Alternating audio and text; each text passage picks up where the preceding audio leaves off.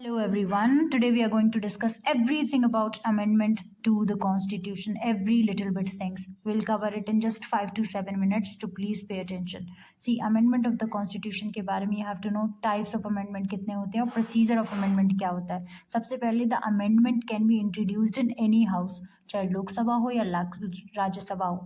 It does not require the prior permission of president. जैसे money bill में लगती है president की permission, it does not require. Second thing होती है ये स्पेशल मेजोरिटी से पास होना चाहिए and it does not need to have a joint sitting. जब भी प्रेसिडेंट के पास ये बिल जाता है देन द प्रेसिडेंट ऑब्लिगेशन होती है उसकी 24th अमेंडमेंट एक्ट के अंडर की उसको क्या करना पड़ता है, he has to give his assent. Now see the question that were asked. यहाँ पे पूछा गया amendment of the constitution of India can be initiated by introduction in the Lok Sabha only? नहीं, दोनों houses में. If an amendment seeks to make changes in the federal character of the constitution, the amendment also required to be ratified by the legislature of all the states of India, not all but half of the states. ये extreme था, half of the states से रही, तो ये correct option हो गया.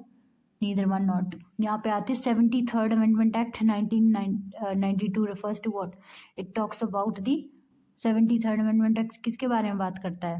पंचायती राज institutions के बारे में, जहाँ पे हम लोग डिसेंट्रलाइजेशन ऑफ डेमोक्रेसी की बात की. तो you can see the question कि अमेंडमेंट एक्ट्स पे आ रहे हैं एंड प्रोसीजर पूछा जा रहा है.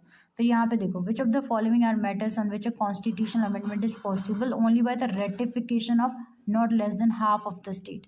तो यहाँ पे ऑल पूछा गया था ना, तो ये गलत क्यों था? क्योंकि हाफ चाहिए होते हैं 50%.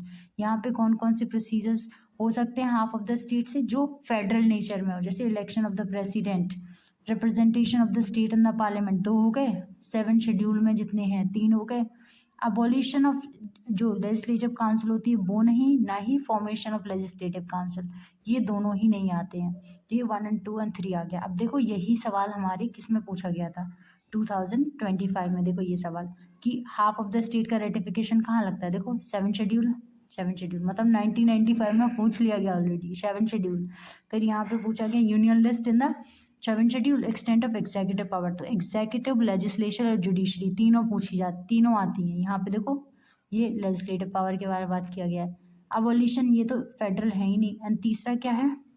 The conditions of governors office नहीं. तो 7 चीज़ें आती हैं. देखो 7th शेड्यूल आता है, एग्जीक्यूटिव, लेजिस्लेटिव और judicial powers between the state and the union. और पूछा जाता है कि आर्टिकल 368 भी आता है, उसका भी अमेंडमेंट आता है इसके अंदर. ठीक है, आर्टिकल 368 का भी अमेंडमेंट इसी के अंदर आता है. Now let's look at this question. 93rd amendment act किसके बारे में बात करता है? ये फ्री एंड कंपल्सरी एजुकेशन के बारे में. अब 42nd अमेंडमेंट एक्ट के बारे में पूछ लिया जाएगा, प्रीएम्बल में क्या क्या ऐड हुआ है उससे. यहाँ पे पूछा गया है जो कॉन्स्टिट्यूशनल अमेंडमेंट जिसके बाद the number of members of Lok Sabha बढ़ गए थे, स्टेट से जितने भी इलेक्ट किए जाते थे वो बढ़ गए थे. It was from the 7th amendment act and 31st amendment act. अब ये देखो यहाँ पे क्वेश्चन, जो बिल जो है amendment of the constitution requires the prior permission of the president. No, C answer आ गया only 2 and 3. Constitution amendment act जब प्रेजेंट किया जाता है प्रेसिडेंट को, ये 24th अमेंडमेंट एक्ट में बोला गया था, it does not have veto over it, he has to give his ascent.